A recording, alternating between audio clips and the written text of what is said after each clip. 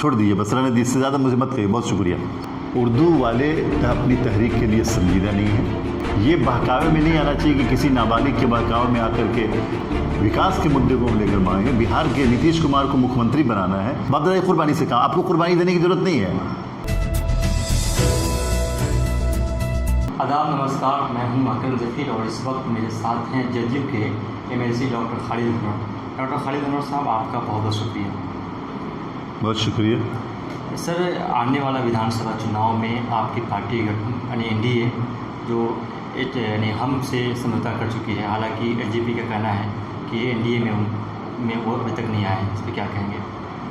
देखिए, अलायंस का इलेक्शन के वक्त बहुत सारा मसला होता है, कौन आता है कौन जाता है, ये सब बड़े नेता लोग तय करते हैं और इलेक्शन आते आते सारी चीज़ें आपके सामने आ जाएंगी कि किस अलायंस के साथ हम लोग इलेक्शन लड़ेंगे।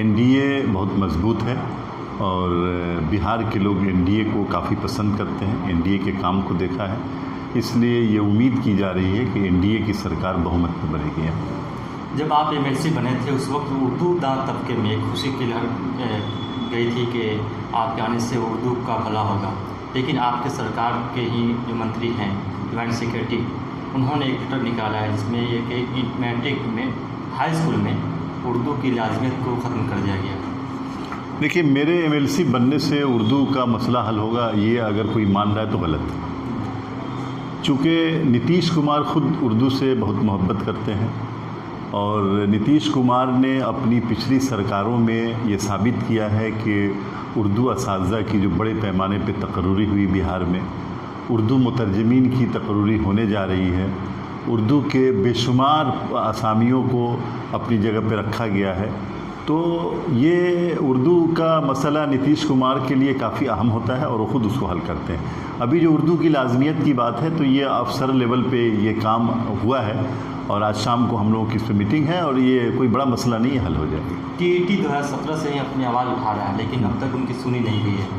चुनाव आ गया तो अगर सुनी जाती है तो ऐसा देखा जाएगा कि चुनाव को लेकर सुनी जा रही बात नहीं, TET वालों की बहाली हुई, 17,000 लोगों की बहाली हुई। बहुत सारे लोग जिसको ग्रेस मिला, जिसको ग्रेस मार्क्स मिला तो उसको वो लोग कोर्ट गए थे, कोर्ट ने उनको रोक दिया कि भाई ग्रेस मार्क्स देके कैसे पास करेंगे, किस बुनियाद पे आप इनको रोक देंगे।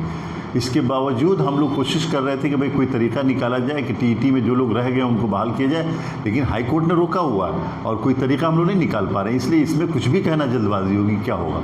लेकिन जो लोग पास हुए थे उन सब की तकर्रुरी हो गई और आपको हैरत होगी कि हिंदुस्तान में बिहार पहला स्टेट है जिसने ज़िले में मेला लगा करके तकर्रुरीनामा बांटा, यानी अपॉइंटमेंट लेटर उर्दू टीचरों को उनके गांव में जा करके मेला लगा करके वहाँ हाथ का हाथ सबको तकर्रुर, 17,000 लोग, बाकी मामूली बात है ये। आप जिस क्षेत्र से आते हैं ढाका से, यहाँ बच्चों को पढ़ने के लिए तिहाड़ी जिला लेवल पर जाना पड़ता है। कॉलेज का मामला, अब तक कोई कॉलेज नज़र नहीं आ रहा है जिसकी वजह से बच्चों को पढ़ने के लिए जिला में जाना पड़ता है, इस पर क्या कहें? देखिए, आज से तकरीबन 4 बरस पहले नीतीश कुमार ने ये फैसला लिया था कि हर सब डिवीज़न में हम एक कॉलेज देंगे और उसकी तैयारी चल रही है। यहाँ कॉलेज दिया जा रहा है, ITI कॉलेज भी दिया गया है, ITI कॉलेज बन रहा है, आपको पता ही होगा, और उसके अलावा ANM कॉलेज भी बना है, दूसरे कॉलेजेस भी बन रहे हैं। हर पंचायत में हाई स्कूल, यानी कोई सोच नहीं सकता था, आज देखिए हर पंचायत में हाई स्कूल हो गया है। बच्चों को लेकिन वहाँ टीचर्स नहीं है। टीचर्स भी होंगे, अब पहले स्कूल हो गया तो टीचर भी होंगे, सब धीरे धीरे होगा, एक साथ तो सारी चीज़ें होती हैं। वहाँ कैसे होती है, टीचर्स नहीं है तो? नहीं, अब इस तरह की बात नहीं है कि बिल्कुल टीचर्स नहीं है, टीचर्स हैं। जहाँ 10 टीचर होने चाहिए वहाँ 8 हैं, जहाँ 12 होने चाहिए वहाँ 9 हैं। इस तरह से 1-2 टीचर्स की कमी है, उसको भी पूरा किया जाएगा। ये जो इलाका पड़ता है ढाका विधानसभा क्षेत्र, ये कहा जाता है कि NDA में जदयू के सीट हिस्से में जाती है, इस पर क्या कहेंगे? ये जदयू में है या BJP की सीट में? देखिए, जदयू में है, BJP में ये बड़े नेता तय करते हैं कि कौन जदयू में है कौन BJP में। जिस पार्टी हमारे अलायंस पार्टनर का जो भी सीट आएगी उसके लिए हम लोग मेहनत करेंगे और सीट जीतेंगे। अगर ये सीट BJP में जाती है, BJP की सीट, तो आप BJP के वोट मांगेंगे? बिल्कुल, क्यों नहीं मांगेंगे, हमारे पार्टनर तो क्यों नहीं मांगेंगे BJP के लोग। किस मुद्दे को लेकर मांगेंगे BJP? विकास के मुद्दे को लेकर मांगेंगे। बिहार के नीतीश कुमार को मुख्यमंत्री बनाना है। नीतीश कुमार जो सबको लेकर चलते हैं, इंसाफ के साथ तरक्की करते हैं, मुसलमानों के तमाम हक हुकूक का ख्याल रखते हैं, इसलिए नीतीश कुमार को चीफ मिनिस्टर बनाना है। तो आपको जिताना पड़ेगा, चाहे जो भी कैंडिडेट है।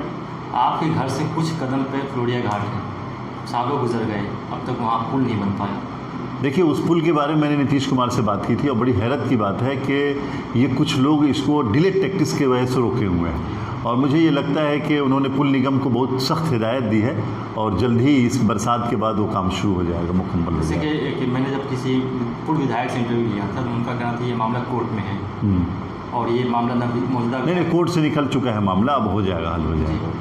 इस क्षेत्र के लिए आपने 1 साल में क्या किया सर? देखिए, एक क्षेत्र के लिए क्या किया जाता है, जो रूटीन के काम है वही काम होते हैं, उसके अलावा कोई काम तो होता नहीं है। हमारे कम से कम ढाका विधानसभा में 300 करोड़ से ज़्यादा का प्रोजेक्ट आया है और सड़कों का काम है, पुल का काम है, स्कूल का काम है, हॉस्पिटल का काम है, तो बहुत सारा काम हुआ है। आपको यानी पिछले 5 बरस का देखें तो तकरीबन 1200 करोड़ रुपये आया है और पिछले 1-1.5 बरस देखें तो 300 करोड़ रुपये सिर्फ ढाका में आए हैं। कई महीने पहले जब नागरिकता संशोधन बिल को लेकर हंगामा हो रहा था पूरे मुल्क में, अब भी ऐसा देखा जा रहा है लॉकडाउन का फ़ायदा उठाकर सरकार बहुत सारे लोगों को यूएपीए के तहत गिरफ्तार कर रही है। उस वक्त आपकी सरकार या आप चुप क्यों रहा था?